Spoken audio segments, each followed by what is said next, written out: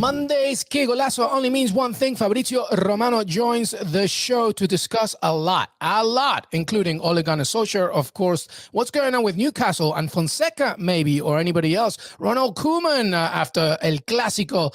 A lot of trouble over there at Barcelona. We talk contract negotiations, Mohamed Salah, Antonio Rudiger, Lautaro Martinez, Paulo Dybala. So much to talk about with Fabrizio Romano. Qué Golazo begins right now. Hey, everybody. Welcome to Qué Golazo on this Monday. Monday only means one thing. Fabrizio Romano. Fab, how are you, my friend? Hello, my friend. I'm fine. Thank you. It was a fantastic weekend of football. So really happy to talk with you, as always. Absolutely. Very happy to talk with you, Fabrizio Romano. Thanks you, everybody, for tuning in. By the way, Fabrizio Romano, you can follow him on Twitter, on Instagram as well. His Monday pieces for CBS Sports are also out, so make sure that you tune into that. And for us, please make sure that you follow us on Qué Golazo Pod, youtube.com/Qué Golazo. Press that notification bell so you get all those episodes. And of course, on audio, Apple Podcast, Spotify, Stitcher, CBS Sports, and your CBS Sports app. Right then, Fabrizio Romano, we said it was going to be busy. There was a lot of action. It was a good weekend. If you're Liverpool, terrible. If you're Manchester United, let's talk about Ole Gunnar Solskjaer after the game, because just the man that he is, shaking hands with fans, signing autographs and stuff, but the result doesn't lie. 5-0. We've talked a lot about this, that the board have his back. What is the latest on Ole Gunnar Solskjaer after that 5-0 capitulation? Yes, first of all, what happened yesterday, of course, is shocking for Man United, and I mean also for the board. So, after the games with Leicester, with Atalanta, they were disappointing too. With Atalanta, nice comeback, but the first half was terrible too. Really poor also the performance with Leicester. But in this case, it's Man United board were always saying, we are with Ole, we are protecting the manager, we want to continue with him. After yesterday game, the shocking game with Liverpool, from Man United, the message was not the same. Now the message is we need to talk about it and to see what is the final decision. So the future of Ole Gunnar Solskjaer is not decided yet in this case. There are people into the board thinking about changing the manager and trying something new. There is people supporting Ole Gunnar Solskjaer and the project, because let's remind that they gave him a new deal till 2024 only 2 months ago. So they wanted to protect him, always with him, always convinced to complete the season with Solskjaer. And now the situation is completely different after the game. As we said, with Liverpool was not at Man United level of their ambitions, of their market, because they had a fantastic transfer window, signing Varane, Jadon Sancho, and of course Cristiano Ronaldo. And now the pitch is saying something different. So this is why people into the board are really disappointed with the situation, but still talking about Ole Gunnar Solskjaer's future.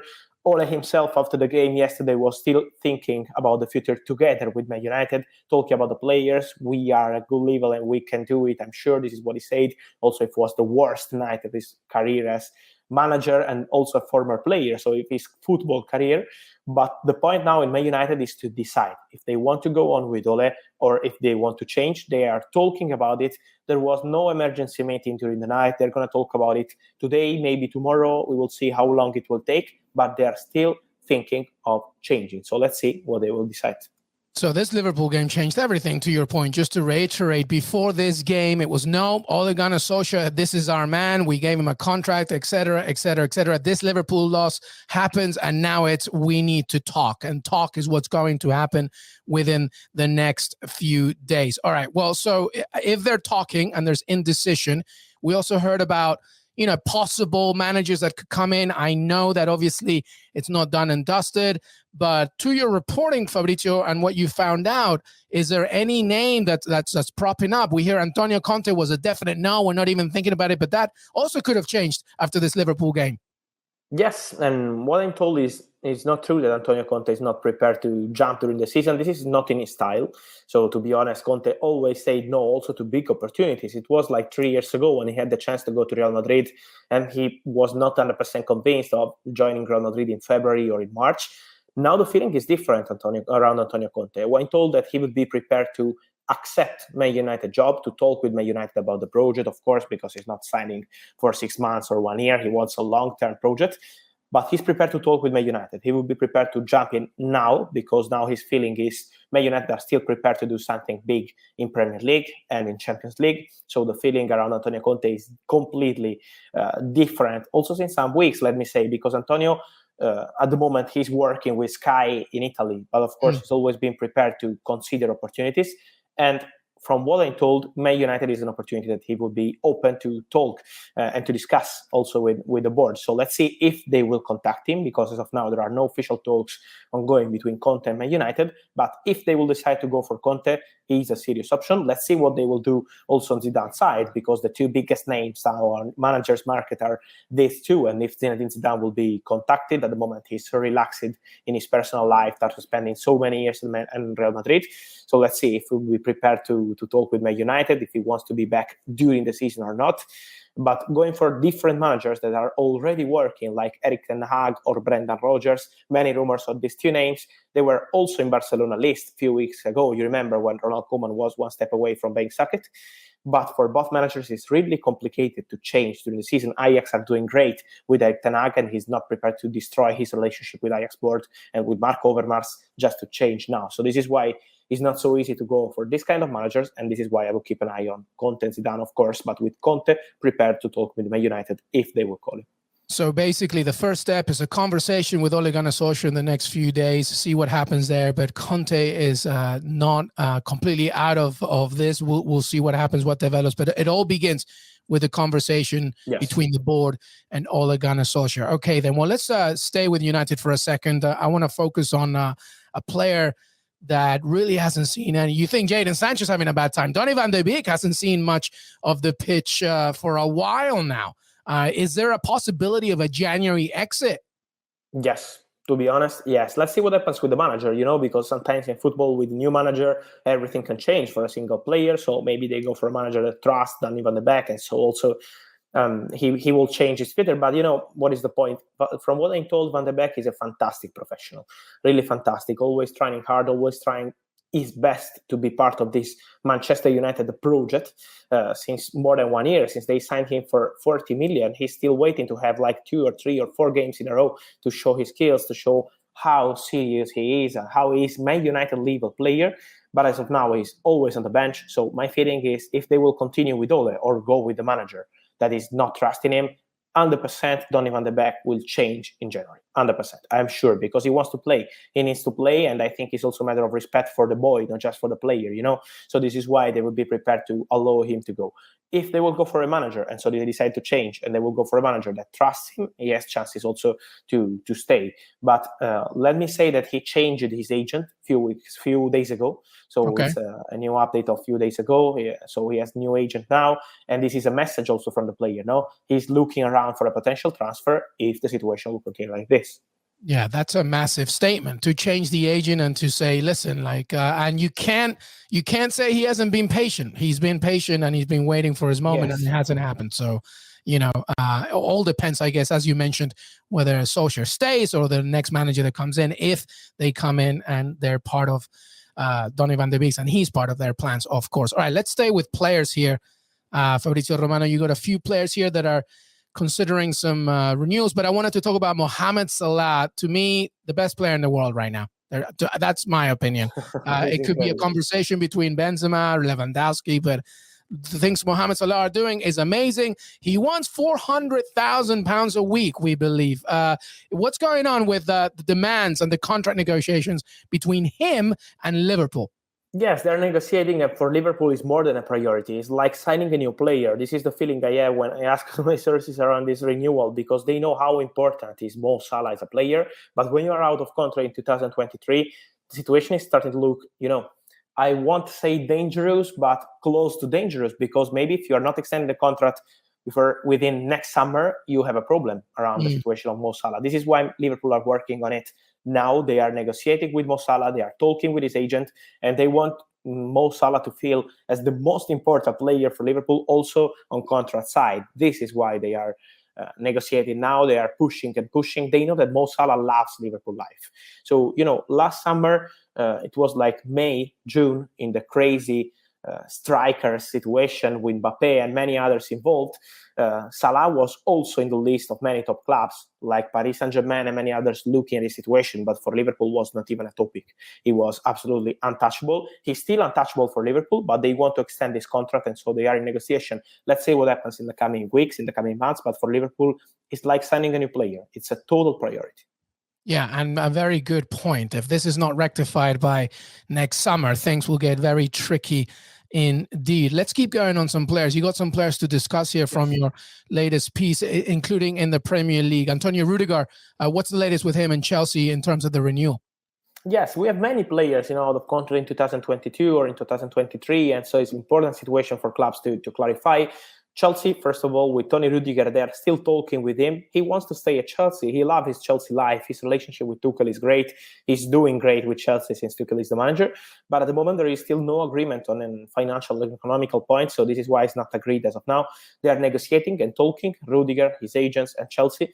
But it's not agreed. And many clubs would be prepared to jump in the deal if he will be a free agent. I will keep an eye on Real Madrid.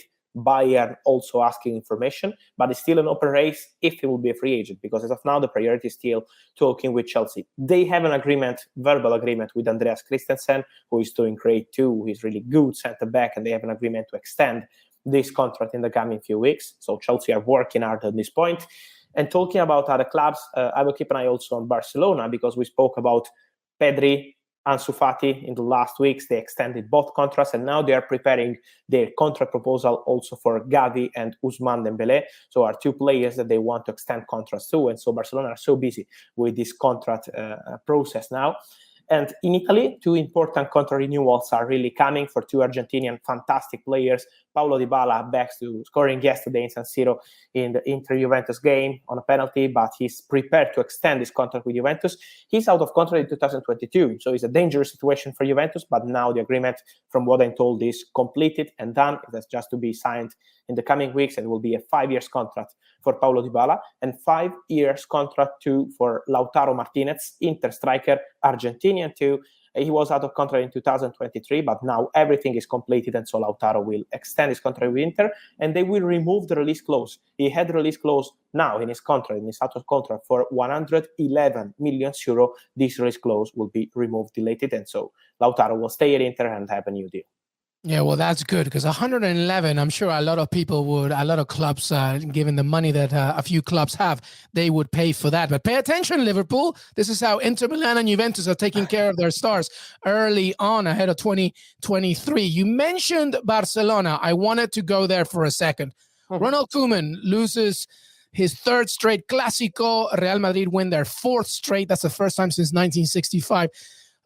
Really terrible just footage of him leaving the stadium, being swarmed by fans, not attacked, but, very close to it. I mean, a tragedy really could have happened in that moment. But regardless, he's not popular right now.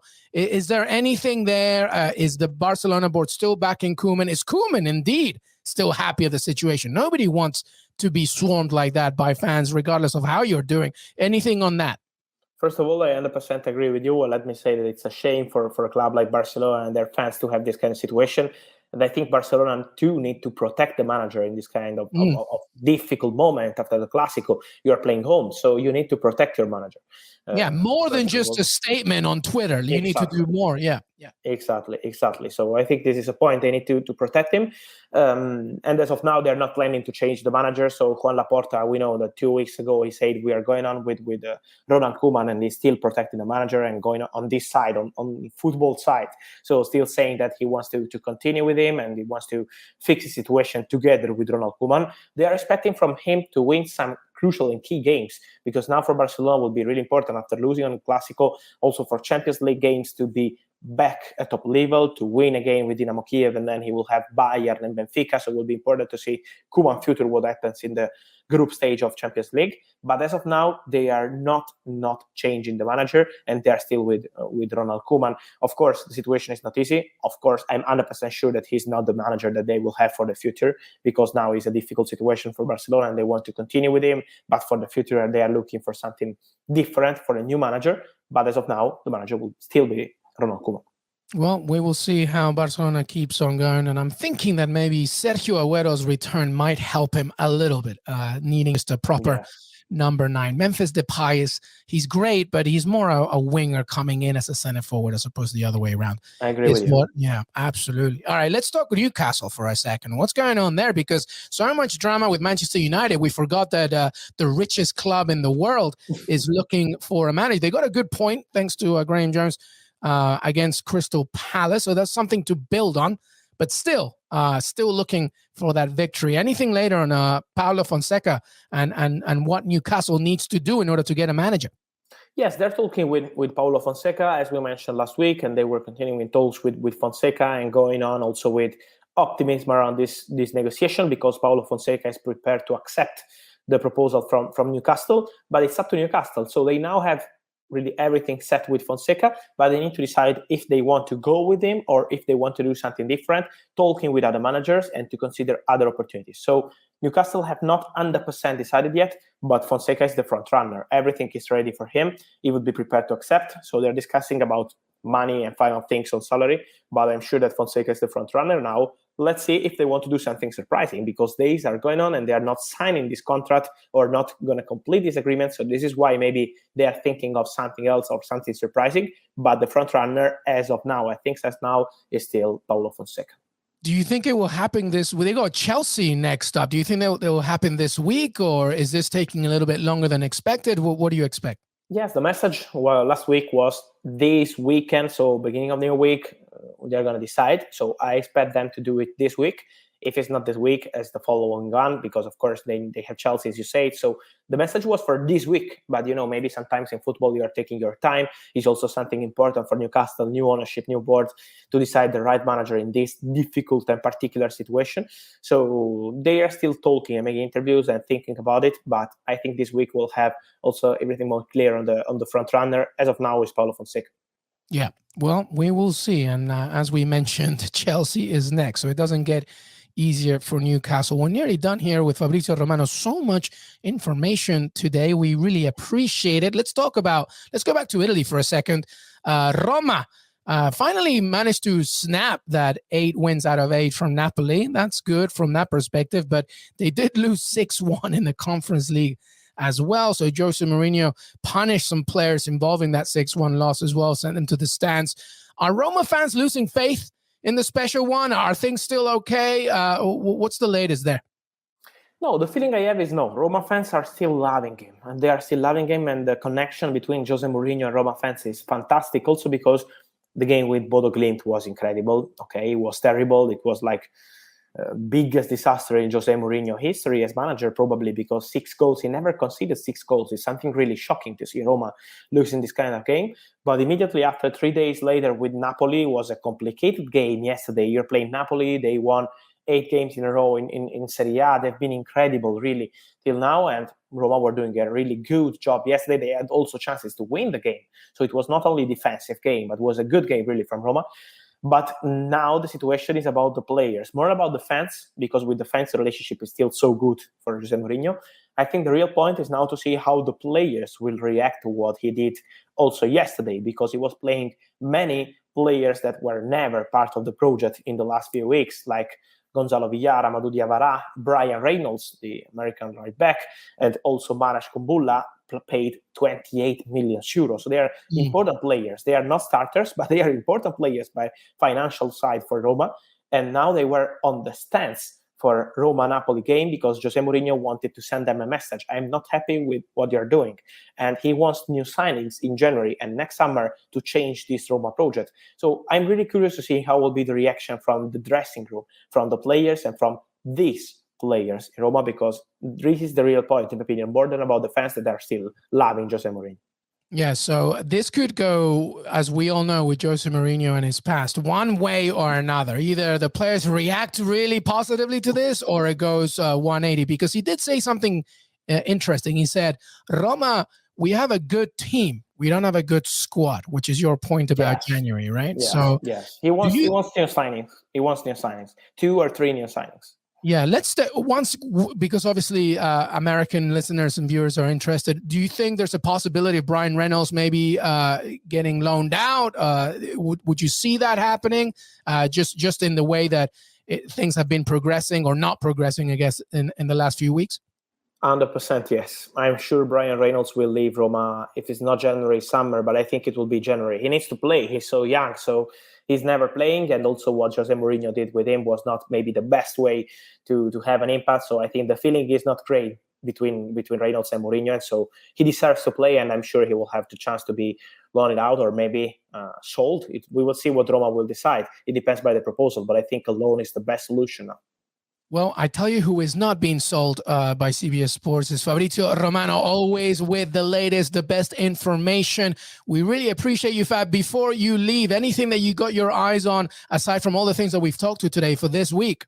Yes, I want to stay in Italy with the name I'm mentioning today, and I want to go with Niccolò Barella. He's among the candidates for Ballon d'Or. Of course, he's not going to win, but to see Italian player in the 30 players list is really good for Inter and for Italy, because we were talking about contrast for Lautaro Martinez, Paulo Dybala, as many others in other countries, but also Niccolò Barella is one step away from signing a new deal with Inter, and we always have rumors on this boy about Liverpool, Chelsea, Real Madrid, and many top clubs watching him, and it's true that they're scouting him because he's a fantastic player, but he's staying at Inter and they want him to be the new captain starting from next season. So they are extending his contract for 5 years and also prepared to give him the armband for next season. And this is a strong message from Inter for Barella.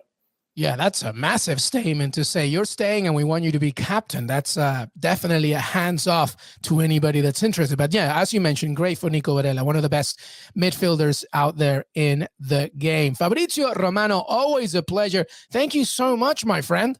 Thank you, my friend, as always. Super pleasure, and see you soon here on Qué Golazo and the CBS Sports. Absolutely right, everybody. Make sure that you follow us on Twitter, Qué Golazo Pod, youtube.com/Qué Golazo, CBS Sports on Spotify, Apple Podcasts, and Stitcher, CBS Sports website, and your CBS Sports app. We will see you next time. Until then.